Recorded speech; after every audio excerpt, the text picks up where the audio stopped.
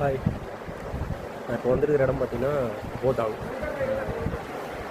லேலேருந்து 200 kilometre, almost 200 R 210 kilometres கிட்ட வரும்.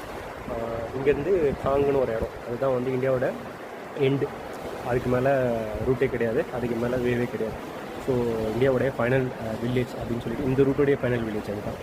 So அங்கே தான் போகிறதுக்கு பிளான் பண்ணியிருக்கிறேன். வர வழியில் கிட்டத்தட்ட ஒரு 20 கிலோமீட்டர்ஸ்க்கு இனிமேல் கரடு முரடான ரோடு. டிஸ்ட்ரிக்ட்லேருந்து ஒரு 10 கிலோமீட்டர் தரணுதுக்கப்புறமே சுத்தமாக ரோடே கிடையாது. 20-25 கிலோமீட்டருக்கு வரைக்கும் சுத்தமாக ரோடே கிடையாது. வர வேலை நம்மளுடைய ஏர்ஃபோர்ஸுடைய லான்ச்சிங் பேடு, அந்த ரன்வேஸு, அந்த ஜெட்ஸு எல்லாமே பார்த்தேன். பட் அங்கே வீடியோ அலோடு இல்லை. ஸோ அது ஒரு 10 to 20 கிலோமீட்டர்ஸ் கிட்ட ப்ளைனான ரோடு, அப்படியே தண்ணி மாரி போகுது. அந்த அளவுக்கு சூப்பராக ப்ளைனாக போட்டு வச்சுருக்காங்க.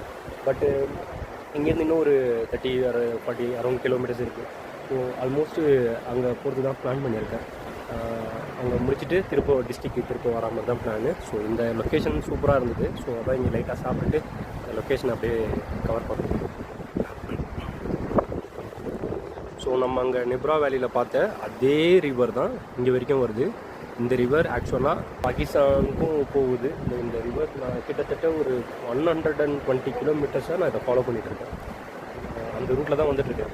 இப்படின்னு தான் வந்துட்டுருக்கேன். தவிர்த்து இந்த ரிவரை அங்கே கம்மியாக இருந்தது தண்ணி, பட் இங்கே போக அதிகமாக இருக்குது. இந்த சத்தம் பார்த்தீங்கன்னா ஒரு கடலில் இருக்கிற ஒரு ஃபீல். பீச் ஓரமாக இருக்கும்போது அந்த கடற்கரையில் அந்த அலை அடிக்கல, அந்த மாதிரி சத்தம். அமைதியான இடம். ஸோ அதனால தான் இங்கே சாப்பிட்டுட்டு அப்படியே இங்கே ஒரு கவரை எடுத்துகிட்டு வரலாம் அப்படின்ற மாதிரி வந்தேன்.